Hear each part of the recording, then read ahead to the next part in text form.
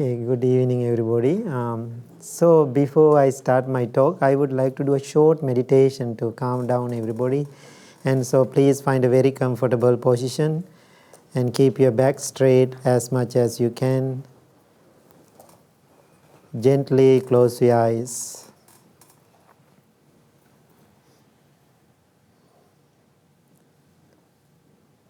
Take few deep long breaths and relax your whole body from the top of your head to the tips of your toes. Observe all of the different parts of your body individually and see if they are relaxed, free of tension or strain. Anywhere you find tension or strain, concentrate your mind on that area and allow it to release and relax.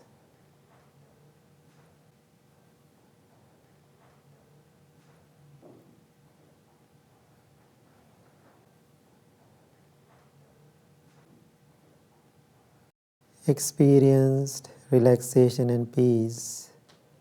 Feel harmony with your body. Feel close to yourself.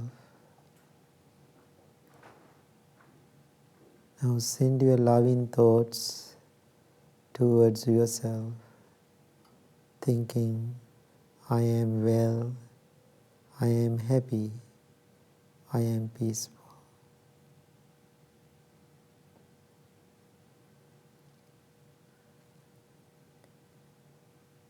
I am well, I am happy, I am peaceful.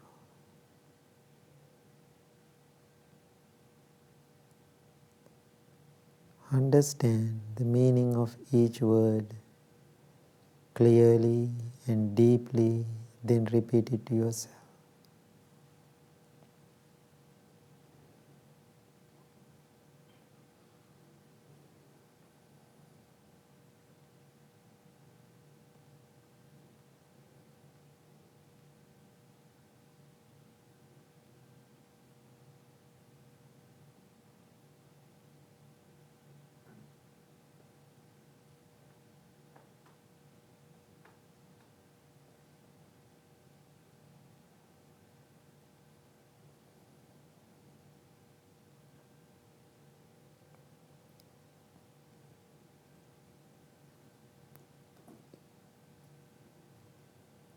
Having loving motivation towards yourself, now slowly turn your attention to your breath. Every breath you take in, you take out, is taken mindfully. Focus on your natural, ordinary breaths.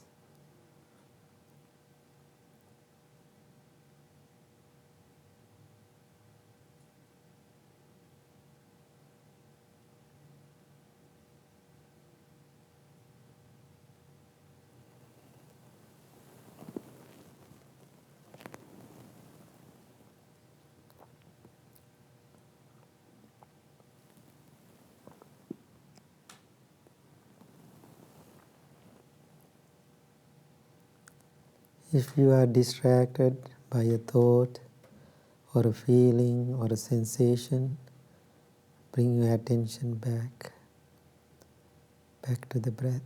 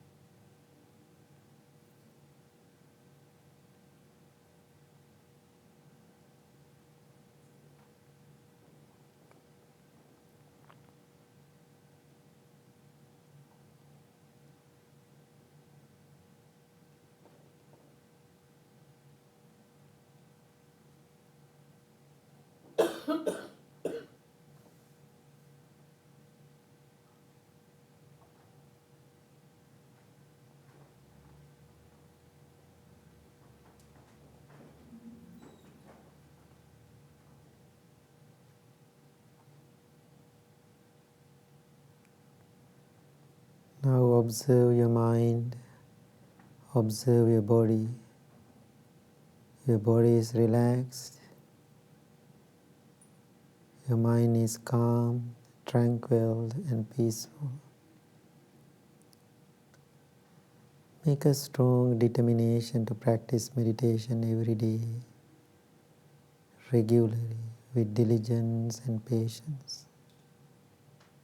Understand how important this meditation practice.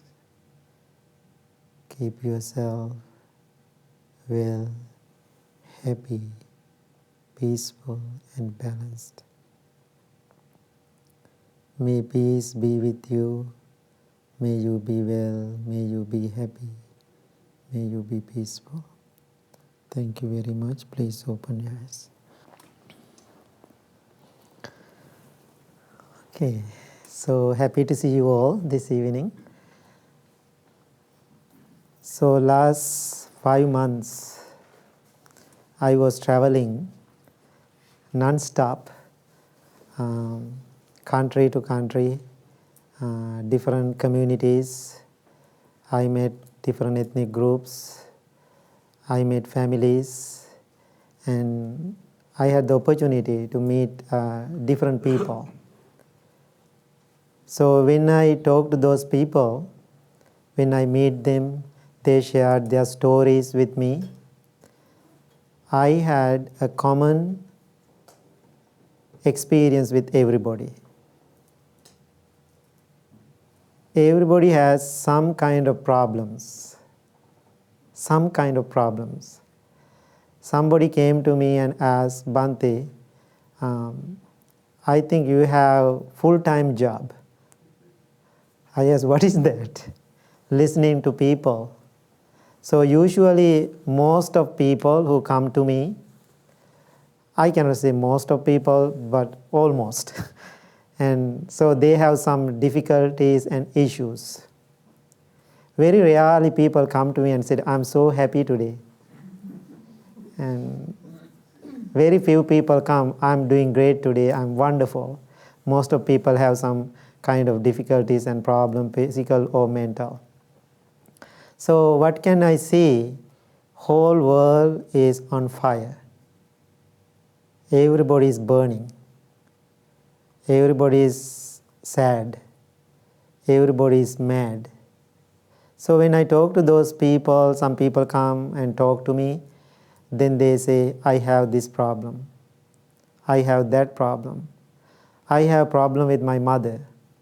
I have a problem with my family. I have some issues with my husband. I have issues with my girlfriend. So then some people come say, I don't have any problem, but my family has problems. I don't have any problem, but my husband is the problem. My wife is the problem. And so, but I can see everybody has the same problem.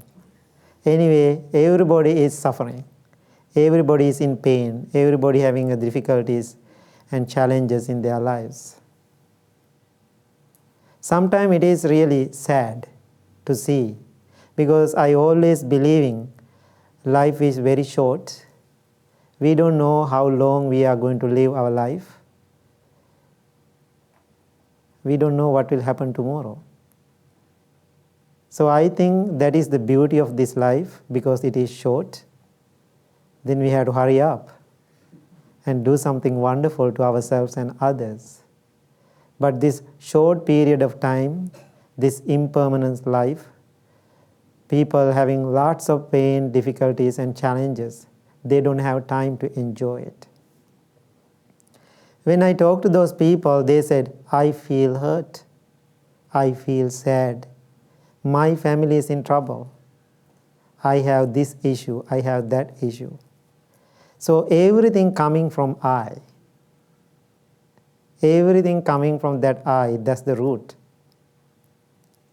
So in a small scale, some families has problems. Some people have problems.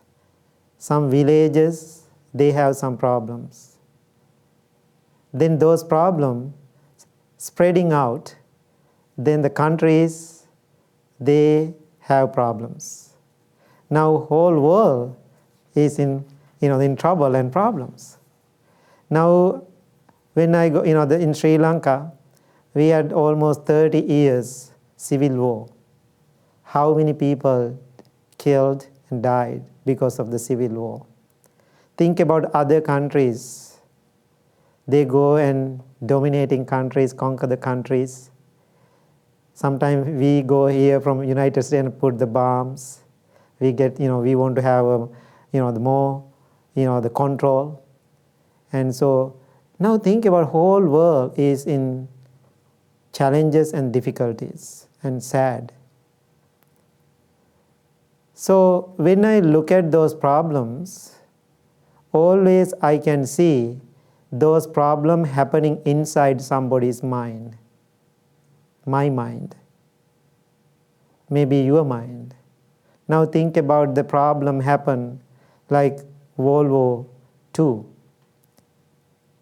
It's happened Hitler's mind. Then whole world participated.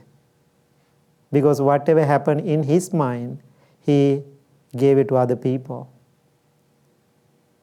So that means who has the power? You have the power. But you have to understand what is this you, myself, or I. So today I am going to talk about ego. It is a big word. So when we talk about ego, maybe you are thinking about Sigmund Freud. What he was talking about, ego, superego, and the id, those kind of things. I'm not here to talk about that. I have so much respect for him. I learn about his thoughts and ideas about that. I'm not going to talk about that. So tonight I'm going to talk about how we have to eliminate ego with our own experience, own observation, practicing mindfulness. So I am going to tell you so many stories. So why I see those stories? Because of my own experience, because of my ego. Now people say, I, my, and mine. 3 words. I, my, and mine. One of my friends said to me, Bhante, those I, my, and mine, those are syndromes. I, my, mine syndrome. That's what he said. I love it. We all have, it doesn't matter, we have those syndrome. As a Buddhist monk, I have that syndrome. Other Buddhist monks maybe have those syndromes. All human beings, they have those syndromes. That's why we are sad. That's why we get upset. That's why we get angry. That's why we are hating each other, because we have those syndromes. So, I want to ask you a question. What is I? So how you are going to define I? So question, what is I? We say, I am so and so, right? So that is I. So if somebody asks you, what is I? How you are going to explain that I yourself? As me. Yeah, me. Yeah. Who is me? So I'm searching that myself. So you can say my name. So then what? Then you can say where I live, where you dress, your hairstyle. I'm a monk. That's how we explain I, right? So then I ask people, is that I, the way you dress? No, my body is I, then somebody said. If your body is I, let's do this. Take all body parts out. Now your head is in the side, your legs are in another pile, your both hands is another pile. You have different piles now. Then I'm pointing your head, I'm asking, this head is I? Do you say yes? Your head is I, your hands are I? Then you say, no, that's not I, that's a head. Then it has a different name. So after we put all pieces together, we make this form. Then we give a name to this form. That form we call I. Now think about how we are creating this problem in our life. Now before I come here, I didn't have a seat here. I didn't have a seat, right? Before I come here, I didn't have any intention. After I come here, now I have a seat here. I have a chair. Now I call this is my chair. This is my chair. Next hour, this is mine. If the Ben tried to come and sit here, I said, Ben, no. That is my chair. You cannot sit there. So this is mine. Now you can see I become my and mine. So, according to the Buddhist teaching, there is no such thing called I. There is no such thing called I. Buddha said, it is false belief. Believing something not exist. That is the Buddhist explanation. I means false belief, believing something not exist. There is no such thing, but we use it. In this world, there are two different truths. There are two different truths. One is conventional truth. Other one is ultimate truth. What is conventional truth? Now right after come here, I call, this is my chair. For my convenience, I have to say it. But in reality, there is no my chair here. But as a convenience, next hour, this is my place. Now you are sitting there, you can say, this is my chair. This is the place I am sitting. Why you make it yourself into that? For your convenience. Now we have same color, same kind of robes for the monks at the temple. Sometimes we wash them together. Then sometimes we forget, then other monk taking, because my robe is a little smaller, and so other monks taking my robe. Then I said, no, that's mine.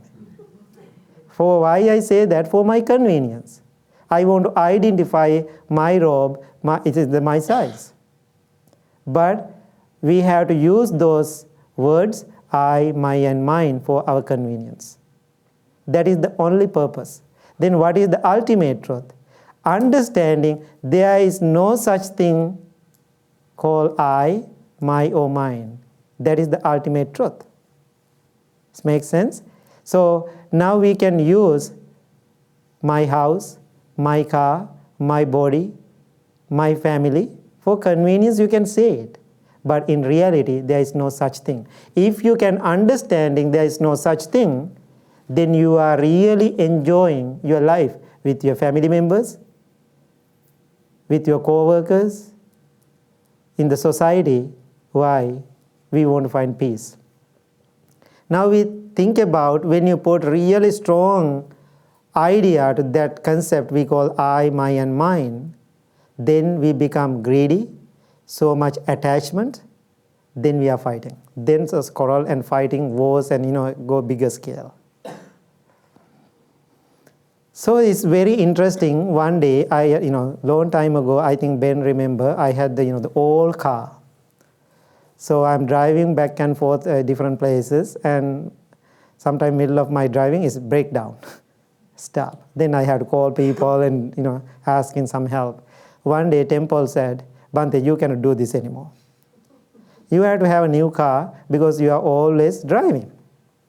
So it's a winter here in Illinois. I said, sure. Then one of the temple members took me to the Toyota dealership. Okay, Bhante, let's go. Then he said, okay, look around and pick a car. Okay, so then I look around. I don't know anything about the cars because I became a monk age 11. I didn't train to fix the cars or anything. And so then I said, I don't know anything about the cars, but I love colors. So then I said, temple is Blue Lotus. I will pick blue car. So still I have my blue car. You can see if you go outside. So now I said, okay, I like this car. So then I did the driving, the test drive. After test drive, we were there like almost 2 hours. You know that, right? And papers, signing and signing and signing. Finally, whoever did the paperwork, he came to me and congratulations. Now you have a brand new car. He handed over the keys. In that moment, my mind felt inside my mind, this is my car. Right? This is my car. Now I have a car, my car. So now I'm driving many years here in this country. I didn't have any idea about it.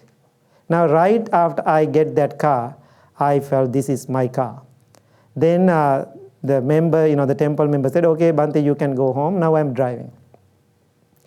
Now I'm extra mindful because it's a brand new, my car. If somebody hit it, I get mad. I have to protect my car. Now I went home. Then all other young monks, we have, the few monks at the temple, and they came out. They are so excited. Oh my God, you have a brand new car. They open the doors and try to, check everything. I said, be careful.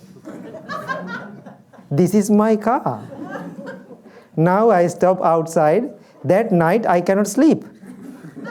Why I am so worrying? My brand new car is outside. Somebody will take it. Now think about how we are creating our own stories and own problems and suffering. That night I couldn't sleep. Now I'm sitting and thinking, what's the problem with me? The last few weeks I didn't have any problem. I slept really peacefully and happily. Now I'm having like a cancer in my head. I'm really unhappy. I'm worrying about something. Then good thing about meditation practice, I experience where is the problem. Whatever I put my name is to that, the car is become mine. Because I know there are so many cars around the temple.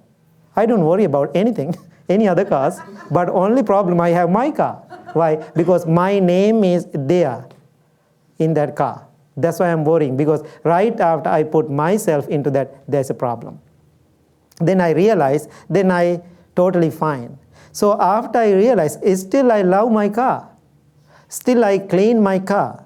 Still I can take care of my car. Still I can oil change. I can do everything. But something going wrong, still I'm fine. I love my car, I take care of it, I respect to it, but is something going wrong, still I'm fine. Why? We all understand nature of life, nature of everything, what is everything is change. Then I was thinking, how many thousand times I was driving back and forth next to that Toyota dealership. I saw hundreds of cars at Toyota dealership. I didn't have any feeling about any cars. How interesting. Now right out I have one, all the problems. Now you can see how we are creating those problems, because right after we put that conventional experience into that, then we are creating difficulty and challenge because we make the ownership. And once I remember, after temple meditation, one lady came to me and almost mad, crying. I asked, why? Bhante, I'm so mad today. I said, what's going on? After meditation, you are mad? Then she said, yes. I asked, what is the problem? Because I came a little late. Last 3-5 years, I was sitting front row, left side of you, third cushion. Today I came a little late, somebody is sitting there. Because that's my cushion. Now think about people come to meditation. So that's my cushion. So why that person sitting, she knows that's my cushion. I'm sitting there last 3-4 years. Then I asked my friend, who assigned you that cushion for you? Then she said, nobody. I did myself. That's what she said, I did myself. That is my cushion. I said, okay, that's the problem you have now. Let's do this. Now so on, after this, you cannot sit on that cushion anymore. Then she said, I don't like it. I need my cushion. Otherwise, I cannot meditate. I said, no, I'm the boss here. And so I said, you cannot sit. Then she said, okay, I understand. I try. Now, she's sitting different places. I can see. I'm kind of watching and observing what she's doing. Once in a while, she come early. Then go back to her own cushion, because we have that habitual actions. We are comfortable with that, all the habits sometimes, right? Even they are annoying. Then she was sitting there. Some people come a little late for the event or something. Then I said, excuse me, my friend, could you please stand up and offer you a cushion? She hates it. I did few times. Now she and myself, we know exactly what is happening, right? But she having a really difficult time. Then one day, we start to talk again. Then she said, Bhante, thank you so much. However, you gave me the lesson. Because I feel I'm attached to my cushion. I attach to my cushion. I call cushion addicts. Now it's a new addicts in this country, and cushion addicts. So people who meditate every day, they addict to their cushion. Real meditation begins right after you get out and walk away from your cushion. If you are addicted to your cushion, then there's another problem. So now you can see, right after you get used to something every day called mine, my cushion, and some people get, the fighting, my monk. I have that big issue now in the sometime. Bhante Sujatha is my monk. So if I go with somebody else, that person doesn't like it. You don't come to me anymore. You don't talk to me anymore, because they have ownership. You are my monk. We are the first group who came to the temple, and so you are ours. I am not belong to anybody. Even I am not belong to my mother anymore. She understands that very well. But I feel I'm a universal. So now think about how we are creating problems. Right after you put your ownership into whatever person or things, we are creating problem. So I want to explain to you a few more experience I had when I was a young monk. My first leaving from Sri Lanka to Australia, I was 21. As a young monk, right after my full ordination, I left the country. So I am in Australia, the city called the Brisbane, and middle of the farmland, just by myself. Weekends people are coming. I felt so bored, because I'm so used to live with people every day, and I'm by myself. There is food and things, and I'm comfortable, but I felt bored. I'm 21. Then I was thinking, I cannot live like this. I had to find my life here. Then I saw there's a white bus going by the temple. Then I was thinking I can read the board, and so it says sign Brisbane City. I thought I'm going to have a bus ride. So what I did, I stopped the bus one day, get into the bus. This is the thing. In Sri Lanka, is a Buddhist country. They have so much respect for monks. Like monks are on pedestal all the time. Sometimes, being in America, now I'm used to this culture. When I go there, it's so difficult for me, because I'm conditioned to here now more than 20 years. So then, in Sri Lanka, it is legally, it is legal when Buddhist monks get into a bus, the front seat assigned for Buddhist monks. And the pregnant women, there's another seat, and so like a handicapped people like that. So, the first seat is for the Buddhist monk. It says just for clergies. That's what it says. Even there's 100 people in the bus. When I get into the bus, people get up. I know I get the seat. My mind is so conditioned to that. So I was getting to the bus in Australia. I was thinking, somebody give me a seat, because I never had the bus ride before in Australia. So everybody looking at me like a weird person, because I was wearing my robes, and they didn't give me a seat. You understand, right? But I'm inexperienced in another country, because my mind is conditioned to that. Then I felt so sad. I felt mad, I felt upset and angry. I didn't enjoy the bus ride at all. Why? My mind is keep telling me, these people are crazy, they don't know how to respect a Buddhist monk. And so something going in my mind, my head. So anyway, I returned home, I called my teacher, and he's coming to US soon. And so I said, I don't like Australia, these people are not nice, I didn't get a bus seat. And to said, I want to come back to Sri Lanka, please send me a ticket. Then he said, okay, calm down, I will send you a ticket. He never sent me a ticket anyway.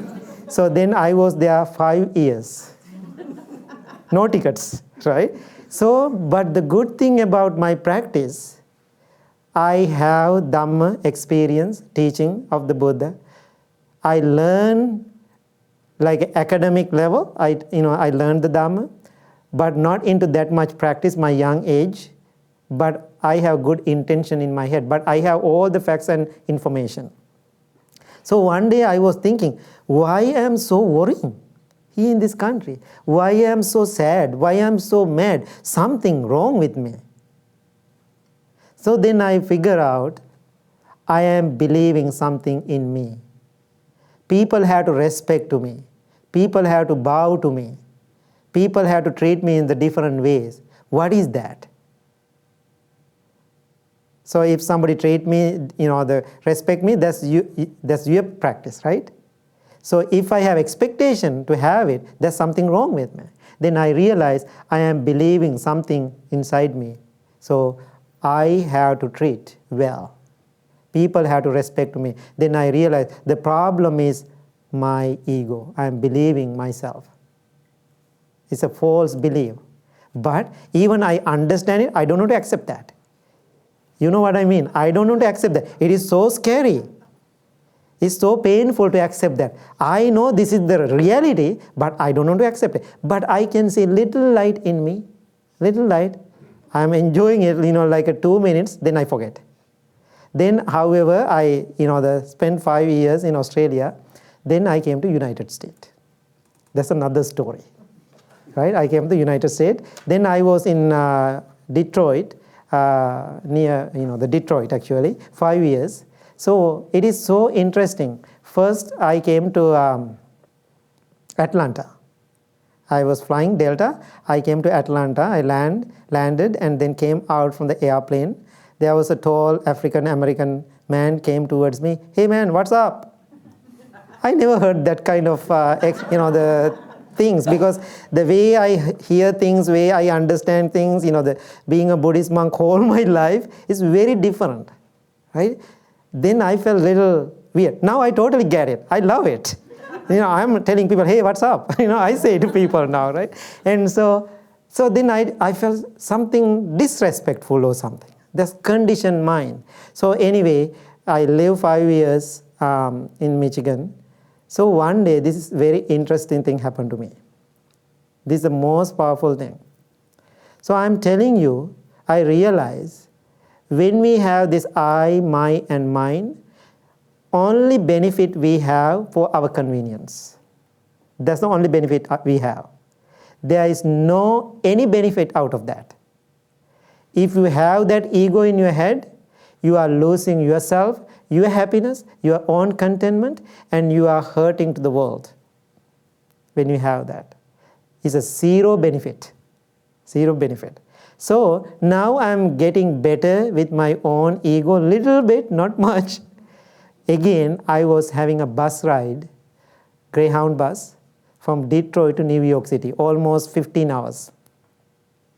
I'm getting to the bus, everybody get into the bus and sit down, Then the last minute, there was a young man, he's like 19, 18, maybe that age, get into the bus, look around, only seat was next to me. I'm sitting and there's a seat next to me. He is looking around, there's no other seats. I think that's his seat. He felt so uncomfortable to sit next to me. He doesn't have many options. What he did, he just sat. Now I can feel little tension. He's not happy sit next to me. I can see I'm different. So then I was sitting there. I feel he sit like a Buddha statue, like very straight and not moving at all. Then I was thinking, how I'm going to sit like this 14, 15 hours? I have to get up. And then I was thinking, I want to say hi to him. I said, hi, my name, I introduced. He said, hi. Very disrespectful. So then I felt a little hurt. I was so nice to this person, but he's not. Why? I'm so used to my life. People always nice to me. That's what I'm so used to, right? Now he's not nice. Then anyway, my nature, I never usually give up. I find a way, right? Then I said, how are you doing today? Then he said, fine. Kids, right? How they talk, fine. They are not looking at, each other. Then right away he asked me, who are you? I said, I'm a Buddhist monk. I was so proud to say it, I'm a Buddhist monk. Then first question he asked, are you married? I said, no, Buddhist monks cannot marry, so our life is different. Then he said, you are crazy. That's what he said, right? So then again I felt hurt. Now again I felt hurt. I'm not crazy. Now think about somebody telling me I'm crazy. Then I felt, no, I'm not crazy.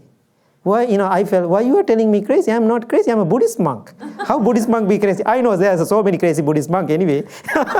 And so that moment I felt, and so I'm not crazy. So anyway, I was thinking, okay, I'm a Buddhist monk. Breathe in, breathe out. I will be fine. Focus. Meditate, practice loving kindness. He doesn't know. Then I realized, if he knows better, he never do this. He doesn't know. Then I felt so good, very challenging, very difficult. 14 hours, I managed myself with loving kindness practice. I did it. So once in a while, we start to talk, and he said, you don't have any clothes? I said, I have, my robe. Then he said, why are you wearing a tablecloth? So he was thinking I'm wearing a tablecloth, right? So in our countries, we have so much respect for this robe, right? So much respect for this robe. People carry it on the head. That's how they offer the robe. Because robes symbolize whole peace, happiness, contentment, all the teaching of the Buddha. And because of that, people have so much respect. That's how I'm believing. So now he's really disrespecting to my robe. My robe. This is my robe. He thinks it is tablecloths. So I totally get it now when I'm looking at it almost. It is, it's not offending to me anymore. I understand. He doesn't know. So anyway, we had these little dramas, but I was a monk, I was a little kind, I was accepting, I was mindful, trying. Not perfect, okay? So anyway, end of the bus ride, what I did, I just gave him my card. I don't know why I did that. I did it. He's really hurry getting out from the bus. He just took it. He didn't say even thank you. He just walked away. Then I said, okay, whatever, that's fine. So I did my job. So I totally forget about him, my life. I don't know where he is now. I don't have any idea. Then I came to Chicago, now here in Illinois. 5 years later, I got an email. And so I was reading, who is this email? I can see this name. His name is Mark. I was reading, he said, hey, I hope you remember me. I don't know you are alive or not. But anyway, I tried to contact you. So I hope you remember me. Many years ago, I met you at the Greyhound bus. I am very sorry I am rude to you. Because my country, the way I train, my country, I totally understand. My parents said, don't talk to strangers. Of course, I'm a stranger. And also wearing dress funny. Right? I'm a stranger. My parents said, don't talk to the stranger. That's why I didn't talk to you. I don't know who are you. And so then, so I was so into myself, I'm scared, but I felt I was disrespecting you. But now I'm living in the New York City. I was, that day I go into my college. So I did my degree, 4 years, and now I'm working here in New York City. But I have a problem. The problem is I'm a drug addict. So my parents are not supporting to me anymore. I feel helpless, I feel mad, I feel angry. I don't know what to do for my life. One day I returned from work, I was thinking, this is it, I'm done. I cannot carry this pain anymore. I am going to take my life. I am going to kill myself. That's what he was thinking. Then he was laying on his bed, start to think how I am going to kill myself. In that moment, like a dream came to his mind. Oh my God, I met a Buddhist monk at the Greyhound bus. How about contacting him? Then he jumped out from the bed, looked for my card. Good thing about American people, I love you all, is somebody give you something, you put the date and keep it in the safer place. Not me. That's not me, I'm not used to that, right? So he found my card. He sent me a message, email. Please help me, there's a phone number. I call him. I asked, I'm so happy. Then he was telling me right away, I was thinking you are dead. I said, after 5 years? I'm not, I'm living, I said I'm living in Illinois near Chicago. So then he explained to me, this is the problem. Can you help me, please? I need some guidance. I said, how am I going to help you on the distance for this situation? So how about you come to Chicago? I don't know why I asked him to come to Chicago. Then he did. He said, sure. Then right away he asked, where I'm going to stay? I said, at my house. Then he cannot believe it. Do you invite strange people to your house? No, right? So think about my life. That's me. That's myself. Then that night I talked to my brother monk. You know what? There is the man coming tomorrow, going to stay with us for a while. Then he asked me, who is that? I said, I don't know. I met him the Greyhound bus. Then he asked me what he's doing. I said, he's a student, he's a drug addict. Then he said, are you crazy? You are going to bring a drug addict to this house? You are going to use drugs with him? Now he's so mad with me. I said, no, we have to help him. That is our practice. That's our kindness and compassion. We have to support him. He's a young man. He said, I don't like it. I said, doesn't matter. I already made the plan and he's coming tomorrow. I had to pick him up. So I picked him up from the airport. Right after he came to my house, I said, this is the plan. Now you are living under my roof. My roof, right? My roof. So you have some guidelines. So you have to wake up certain time in the morning. You have to meditate with us. You have to travel with me different places to meditate. And you have to follow exactly like a monk. You cannot go anywhere without me. He said, sure. Now he's doing good. I'm watching. He's really doing well.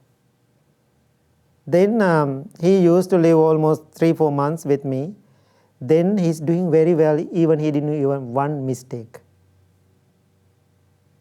Then I felt, now I had to ask him to leave. He's doing well. So I said, my friend, you have to leave now. No, Bhante, I don't want to leave. Did I do something wrong? I said, no, if you did something wrong, I never let you to go. So you did very well, you have to leave. Then he was so emotional and crying, I cannot leave. How am I going to leave you? You are the only one I have in my life. I said, I feel that. I felt emotionally I am connected to him too, because he's like my child now.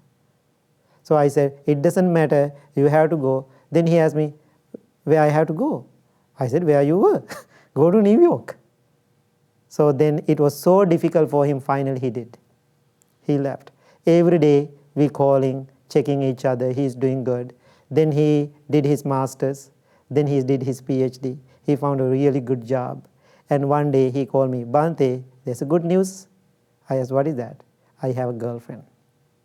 I really like her. I'm going to marry her. Please come to New York and do our wedding.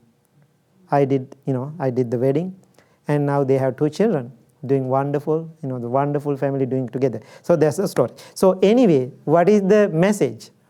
The day I met him at the Greyhound bus, because of my difficulty and my challenges and my ego, if I ignore that person, he never get the chance. That's what I want to tell you. He never get that chance to be a better person. Maybe he lose his life. Now think about it. Even somebody hurt you emotionally, as a mindfulness practitioner, as a loving kindness practitioner, look at your problem. If it is a life-threatening, you have to address it in different ways. But if it's not, as a practitioner, you have to see, where is my problem? If you solve your own problem, that means you are helping yourself, you are helping other people. I had lots of ego issues. I had. Now I realize I feel easy in my life, and some people respect me. I'm very happy with that. Some people disrespect me. Still I'm happy, because that disrespect is not my problem. And so why I say that, long time ago, I was driving towards Chicago. One of my other students who practice come to the temple. He called me from Wisconsin. Then he said, Bhante, I'm in really trouble. I asked, what is the problem? Not the big trouble. I am emotionally, I feel drained. I need noble friendship right now. So I don't have a car. Please come to my house and sit with me for a while. Meditate with me. Now think about, I'm almost in Chicago. He is another few hours from me in Wisconsin. Because think about, I'm coming here. Somebody asked me to come back to my house. Do you think I have to go tonight? No, I have another engagement here. I have to come here and do my job. And so I said, my friend, I cannot come. If it is not life-threatening, it is not dangerous, you emotion, then I explained everything. He said, no, I want to see you. I want to sit with you. I said, I cannot come. Today I cannot come, maybe tomorrow. No, I want you today. He doesn't listen to me. I said, I cannot come. Then right away, he said, you are the most unkind monk I ever met. He hung up the phone. Now think about that statement. Then I don't have any time to say anything, because he hung up the phone. He doesn't like me. Then he said, I'm the most unkind person. That moment, I start to laugh. It doesn't hurt me anymore. It doesn't. Because he said, I'm unkind. That's not true. And then, after a few days later, he called me and he said, I'm coming to the temple to see you. I'm very sorry. I want to apologize. Then he came and said, Bhante, I want to apologize. You are the great monk. I said, thank you. Then he said, please forgive me. I said, nothing to forgive. You didn't do anything wrong to me. 2 days ago you called me and you said, you are the unkind monk. What did I say? Nothing, right? So you did it to yourself. Today you are telling, please forgive me, you are the most kind person. You did it to yourself, not for me. So that's your problem. Nothing to do with me. So then I explained it doesn't hurt me anymore. Because my life is not dependent on what you praise me, I'm happy. If you insult me, I'm unhappy. I cannot do anything anymore. I remember, because I'm so adapting to American culture, because I'm coming from very strong Theravada Buddhist background. But the now way I'm living my life, whatever things I did in Sri Lanka, I cannot do. Because it's a weather-wise and so many different lifestyle here. So I'm adapting, without changing the teaching, but I adapting to this culture. That's how I'm going to live here in this country. Some people, traditional people, don't like the way I live my life. So they don't like it, right? So everything's okay? Okay. So, so what, the some people did, they opened a Facebook page. That Facebook page put my picture into the page. It says, anti-Buddhist monk. 8 months, more than 2,000 people came to that page to insult me. And so now think about somebody come and take a picture, sit next to me, especially a woman. They got those pictures from the different sites, different Facebook pages, and however this person really closely put his or her CCTV camera and check everything and put into that page. I'm sit very close to a woman. I'm holding somebody's hand. So put all those pictures and make a big issue. More than 2,500 people came to that page. Whatever pictures they are putting one by one weekly, and they are discussing about it. Look at this monk. He is not a real monk. I think he's an actor. We all are actors in somehow, right? Anyway, but first night I couldn't sleep because I was believing my name. Whole my life, 11 to now, I build my name. I don't want to lose that. So first night, it was so challenging. Now people who get into those Facebook page, people who know me closely, they keep calling me. That's really annoying. Now I have to say to everybody what is going on. That's the most difficult. Finally, I didn't answer the phone, and other monks answered the phone. I said, I don't answer the phone. I am tired to say this thing. 1, 2 days, it was really challenging for me. One night, I was meditating. I realized, so this is a great practice for me. There is no such thing called my name, my life. So I have to surrender. So right after I surrender, I felt so good. So many people said so many mean things. Even cannot even believe how people say it.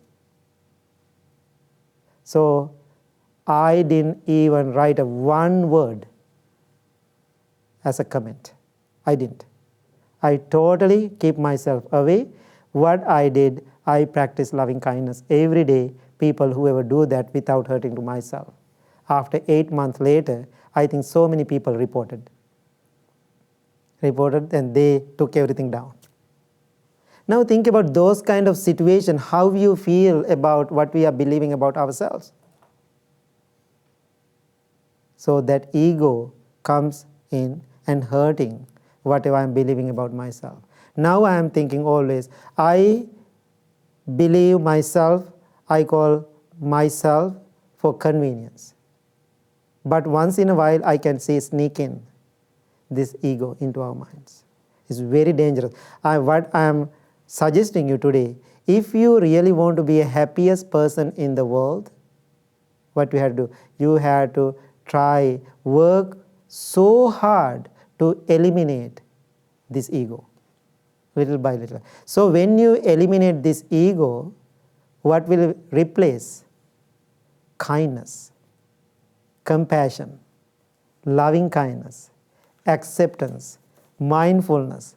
Now, because of this ego, there is no opportunity for us to develop and bring those qualities into our life, because it is very thick layer around us, this thing called the ego. So this is the other areas I want to focus. One thing, last thing. I was traveling, as I said, 5 months. I met a popular meditation teacher, very popular. I don't want to say even the name. If I say the name, everybody knows him. So he translated so many Pali canon to English. So I had the opportunity to talk.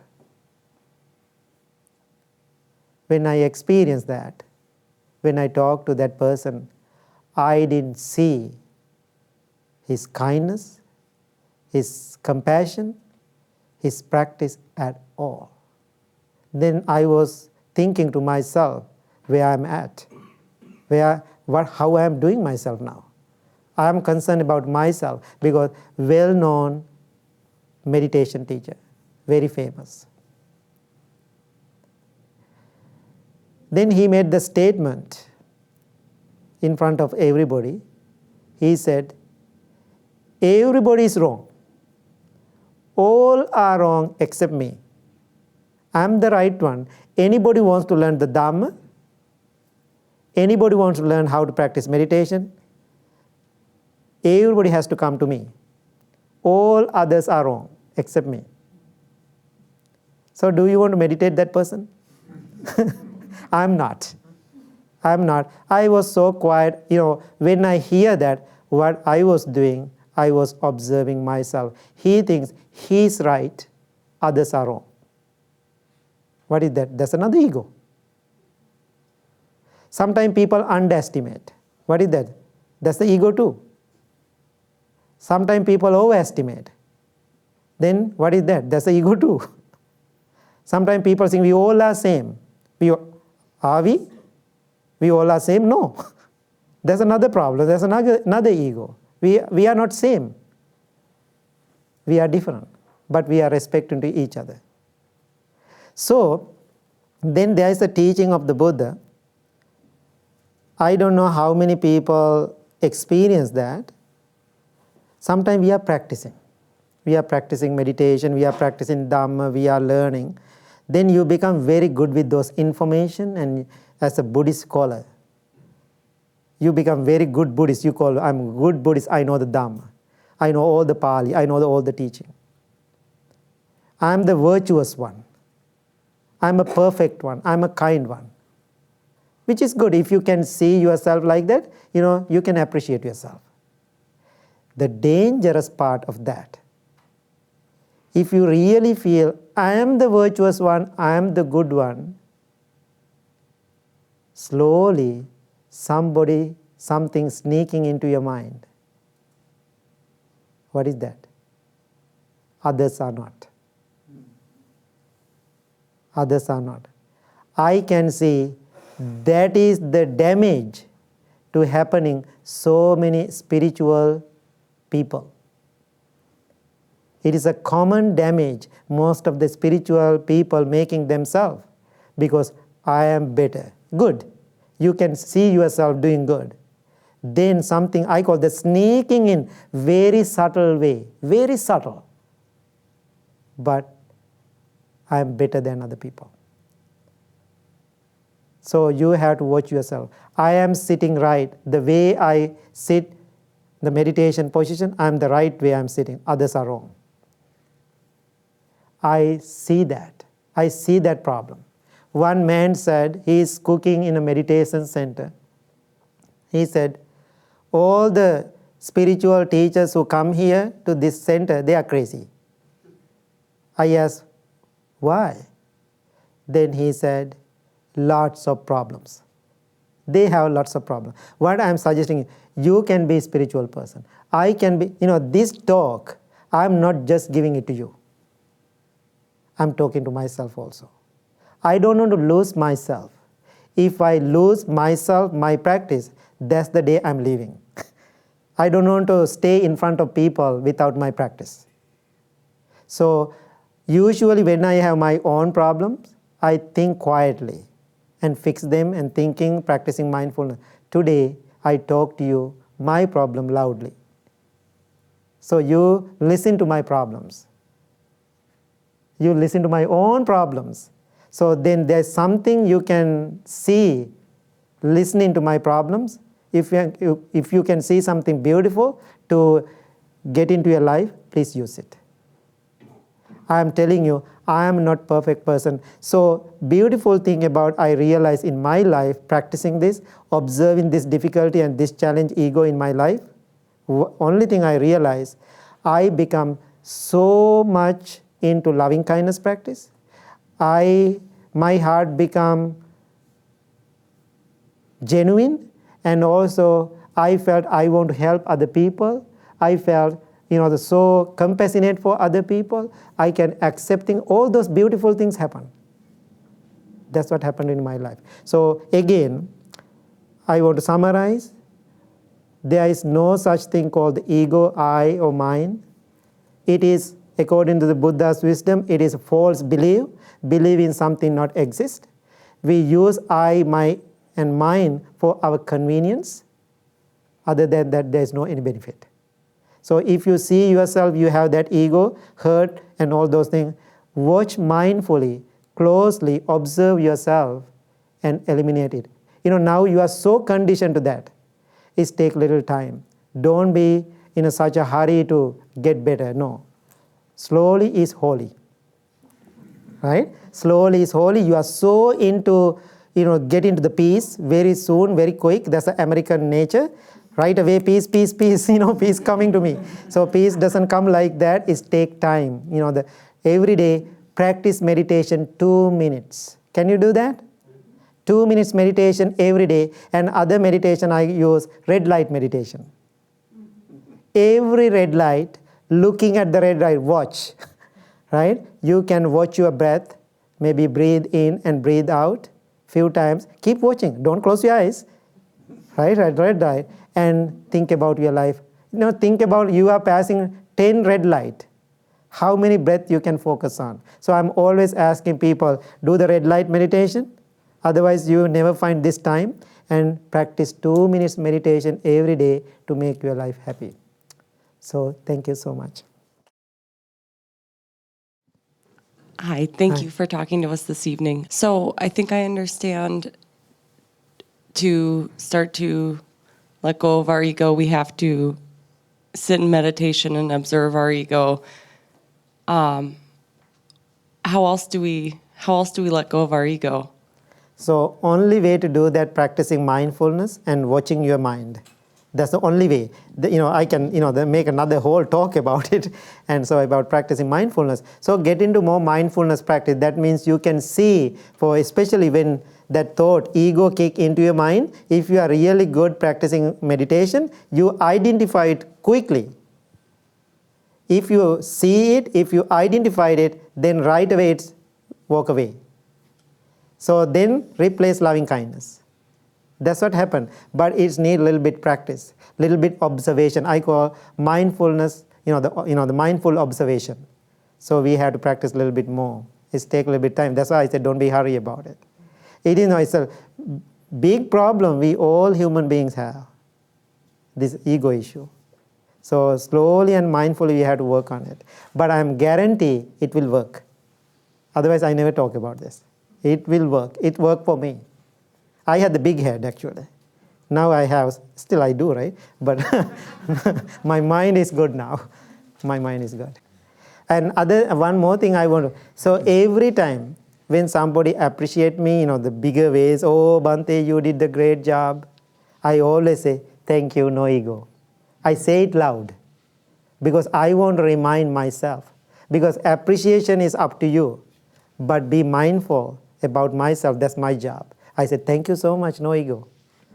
Even I appreciate somebody, I know him now many years. If I appreciate him, I say something good about him. Then last thing, I say, no ego. I remind it, even as a joke, right? It's good.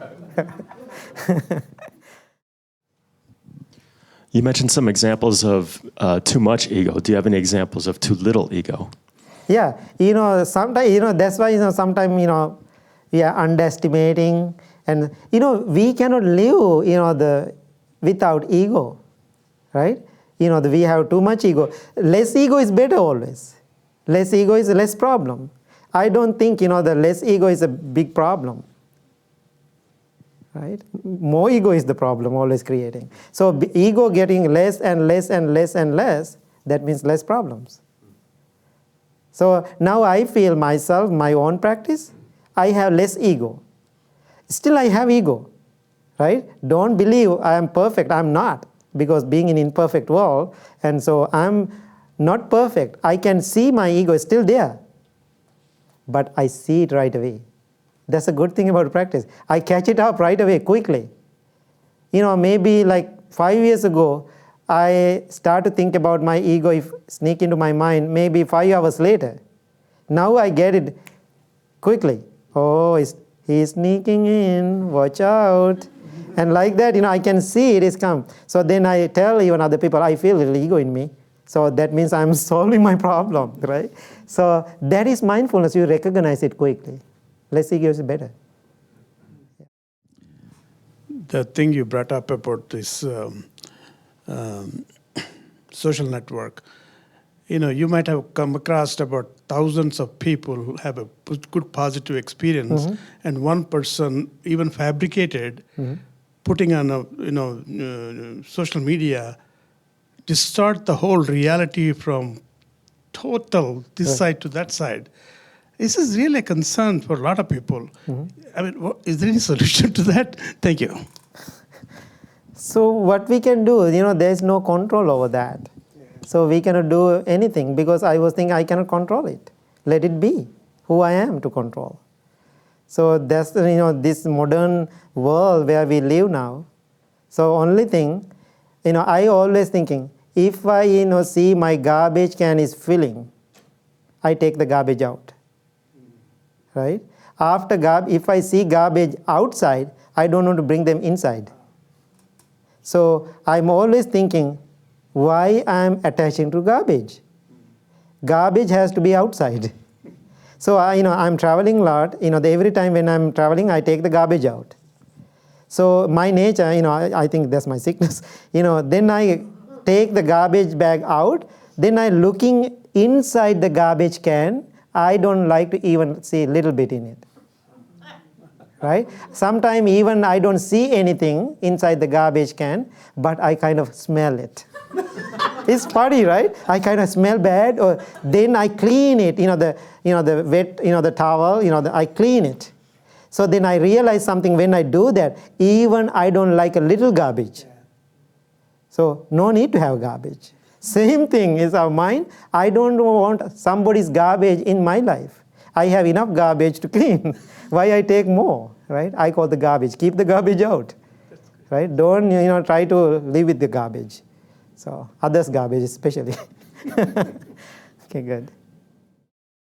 So just like, because you said you'd lived and then taught in a couple different countries, is ego in the way it sneaks back in pretty universal across different cultures, or do you notice that like in America it's either more or different? Yeah, so it is universal, but I can see it is here more. We have more here. So, this is my country too, let's talk about ourselves, it's okay, right? So I can say it is here more because I think it's cultural too. Culturally we make it. That's what happening. So in Eastern countries, I'm not telling everybody is perfect, they are not, right? They are crazy sometimes.